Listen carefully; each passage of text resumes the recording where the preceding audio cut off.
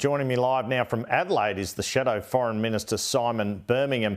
Simon Birmingham, thanks for your time. I might ask you first for a reaction to these Chinese military exercises that have taken place over the weekend around Taiwan. They seem to be a reaction to a visit by the Taiwanese Vice President to the US. Your reaction, please. Well, good morning, Andrew. It's good to be with you. We would urge China to show restraint and respect in relation to its engagement in any military exercises around Taiwan.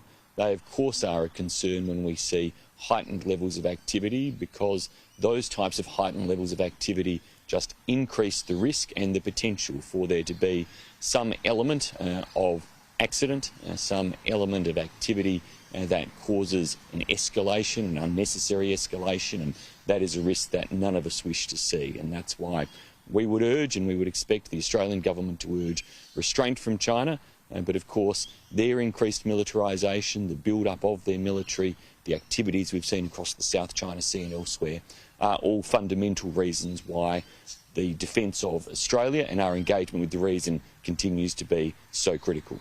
We had the AUKUS debate and Labor conference, which you and Peter Dutton said showed the division in Labor on national security and defence, but ultimately the PM had a win there, didn't he?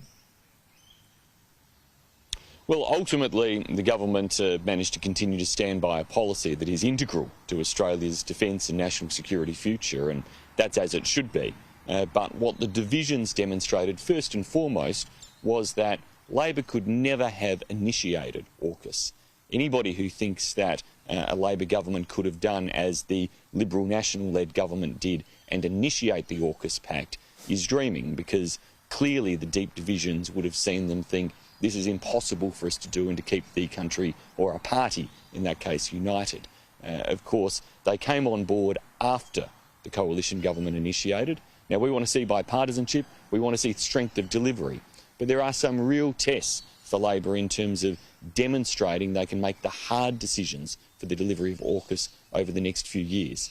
Just ahead of this national conference, we saw them walk away from a site for a low-level radioactive waste facility in Australia and take the country right back to square one in a search for a site that has gone on for decades.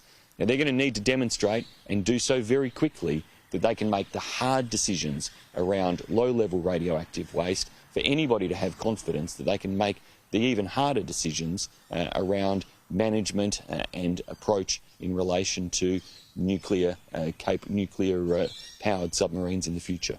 You made comments recently that indicated you didn't think Anthony Albanese should visit China until Cheng Lei is released. Do you still believe that? I believe, and the comments I made were that the government needs to have real confidence that meaningful progress continues to be made in our areas of concern with China.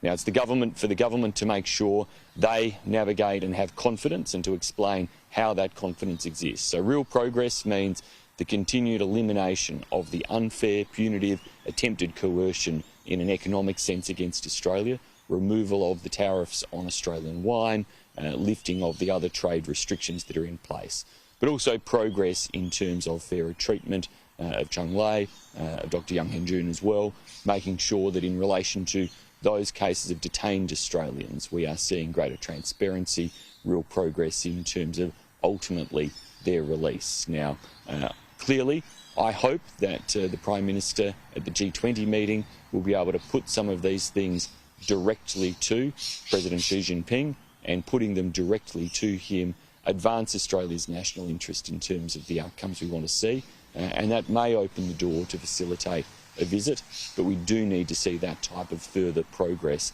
I think, before the higher status and ceremony attached to a prime ministerial visit is entertained. This government's had more luck with China than the Morrison government, though. Do you concede Scott Morrison was a bit too bullish and clumsy in his language and the way he approached China? Look, I've always tried to make sure I take a calm and focused approach in the language I use. I did that as Trade Minister, as Finance Minister, I do that as Shadow Foreign Minister. But I also note that we faced some incredibly challenging times during the previous government in relation to China. We faced the type of increased military build-up. We faced the challenges in relation to the erosion of Hong Kong. We faced a very belligerent attitude that China was applying in relation to the rest of the world, and we had to act. And we acted in things and did things that were in Australia's national interest: strengthen foreign transparency laws, protection of our democratic institutions, strengthening our foreign interference legislation and foreign investment laws. Those types of changes we made, including direct decisions such as restrictions on participation in our communications network affecting Chinese carriers like Huawei, were not popular in Beijing. We knew they would not be popular in Beijing, but they were done in Australia's national interest. And Australia should actually hold our head high about the fact that this country has withstood the attempts at economic coercion from China. The fact that China, in engaging in its wolf warrior diplomacy, then pursued very aggressive acts of economic coercion against Australia, but our policy positions as a nation have not changed, and that is something we should take pride in as a country. That is something that demonstrates to the rest of the world the resilience of Australia, but also the fact that all nations should act to protect their sovereignty, to safeguard their interests, and in doing so have confidence that they can withstand these types of pressures, and they'll have the support of other nations, as we have had, whilst we withstood those types of pressures. On The Voice, the PM says there really isn't much of a difference between him and the opposition. You want constitutional recognition and a voice, he says, just not together. What do you say to that? Well, there is a difference, and Peter Dutton has clearly outlined that in relation to the building of a model of local and regional voices across the country, and doing it through legislative means that can provide, if you like, proof of concept to the Australian people, can build up confidence in it, can ensure that we actually see whether this approach, this model, makes in the long run a meaningful difference to addressing Indigenous disadvantage across Australia. And now, I've said for a long time that I didn't want to see a referendum put that will fail. Sadly, this government appears to have mismanaged the process in a way where this referendum looks likely to fail. And I think that is a sad occasion for the country. I wish we hadn't been put here. I wish there had been an approach in terms of the way the government built the referendum question and the referendum proposal, where they had been able to achieve far greater and broader support, most importantly, also to achieve far greater confidence across Australians about the details, about the model, with which I find myself continually surprised as I engage with Australians day to day, just how many people seem to have turned against the proposal of the government because of the failure to seemingly engage in a detailed and open way throughout this, and the failure to be willing to compromise, particularly when key concerns around the wording, such as the inclusion of executive government, were put by some of the leading proponents, indeed, of the voice model. Mr Birmingham, nearly out of time. Couple of quick things. The PM couldn't name the petrol price there. He said last time he filled up it was $1.80. It's over $2 most places. What do you make of that? And is there anything the government can do on the petrol price?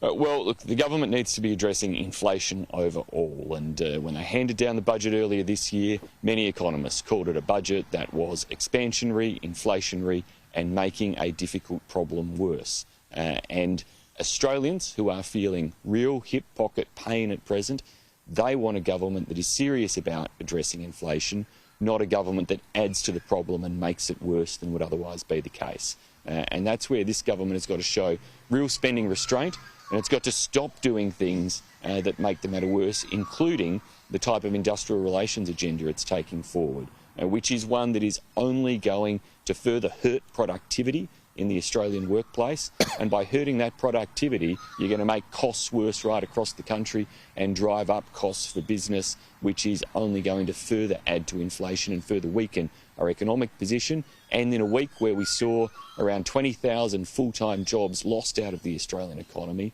these types of industrial relations reforms Labor is proposing will drive down employment and make the jobs market weaker too.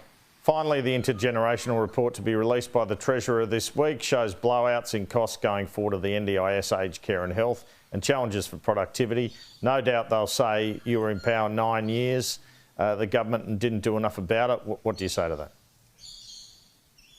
Well, here's a contrast. When we were trying to present options that might manage to ensure the NDIS was sustainable for the future, delivered the care it needed, but also brought down the type of cost pressures we were seeing in the budget. Labor played politics with it and made clear they would oppose the types of changes that we were putting forward. Peter Dutton, on the other hand, has been clear in his 2 budget reply speeches now that if the government wants to bring forward sensible measures to ensure the sustainability of the NDIS or the sustainability of aged care spending, we are up for working with the government because we want to be constructive in these areas. We've announced positive policies to help more senior Australians work, to ensure we grow the labour force and the labour market in that regard. But we've also been clear we will be positive about working with the government to address these cost pressures in the budget. The ball is in their court to actually come forward with the proposals they're willing to bring forward that we can work with them on to actually help ensure the budget is more sustainable in the future. We're willing to put the national interest first, but the government's got to lead and govern. That's what they're elected to do. And right now we're looking to see those policies to address it, not just statements that highlight the problem. Shadow Foreign Minister Simon Birmingham, thanks so much for your time this morning.